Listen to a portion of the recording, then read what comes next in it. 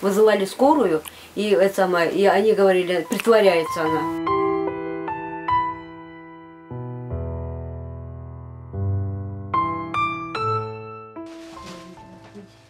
Ваше мнение? Я так думаю, что в нашем обществе существует еще и фашизм, который не смотрит на эту жизнь человека, и его семейные обстоятельства, и это род, на детей не смотрят. Вот. Это разве это бесчеловечность проявили моей дочери. Вот. Это в СИЗО было, да? Это, да, уже в СИЗО это было. Она из СИЗО такая пришла. Она дома, это дома уже я ее фотографировал. Это дома. Она из СИЗО вот пришла, когда ее... В таком состоянии? Да, в таком состоянии. Просто вот. Гады, что довели ее до такого. Перед смертью дочь решила обратно реабилитировать себя ради своих детей оправдаться.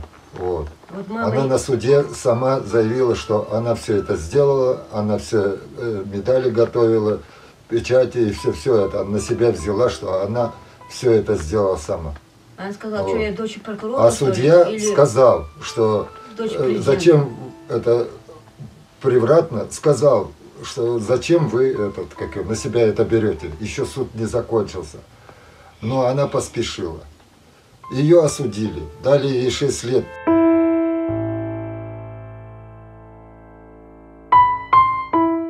Адвокат потерпевшего Коптева. А которые они сами предоставляли адвокатов, те адвокаты скрыли вот это все, что она больна, что у нее 3 детей, все это скрыли. И вот она потом перед смертью плакала, сказала, мама, говорит, я на себя взяла, чтобы только быть рядом с детьми и умереть рядом с детьми, хотя бы их увидеть напоследок.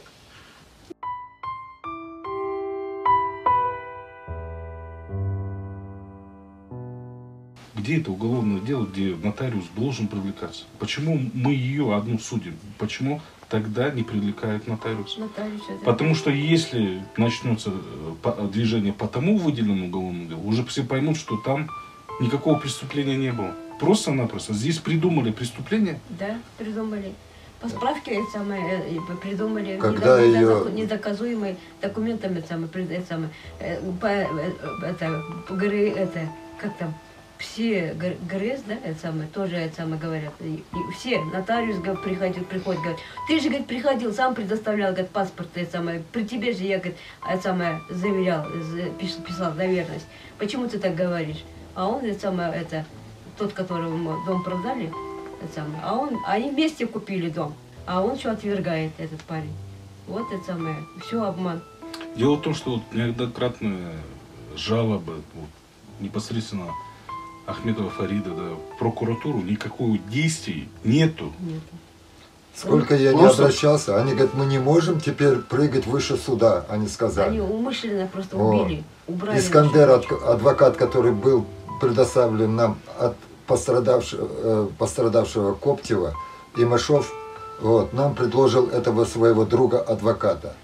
И этот адвокат по его просьбе же, они заходили в СИЗО один, и он ей предлагал или смерть, или напишешь на Самудинова Таласа, хоть что напишешь, лишь бы нам отобрать этот дом. Вот. Возьми на себя все, что ты подделала, что ты что продала. Ты все на себя возьми, и тогда ты отсюда выйдешь. Умрешь, а так здесь сдохнешь, он так и сказал ей. Никто не смотрел на то, что у нее 4 детей. Даже на суде она потеряла сознание, вызывали скорую, и они говорили, притворяется она, что она что в обморок падает, притворяется. Вот она призналась. Хорошо, если она призналась, тогда привлекайте к ответственности нотариуса. Да. Посадите рядом. Да. Почему этого не делают?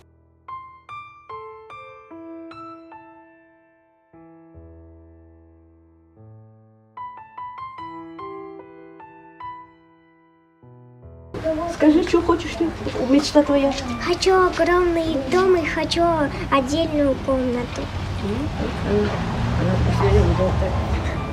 С мамой было хорошо, а отдельно мы жили. Это говорится. Конечно, двухкомнатная комната у нас. Как можно, мы смогли сделать ремонт, чтобы детей не отобрали, не забрали. А то приходили, уже сына, мальчика забирали в детдом. Почему? Мы выиграли, забрали его. Потому что мы старые люди, и условий нет никаких. Но стараемся условия создавать.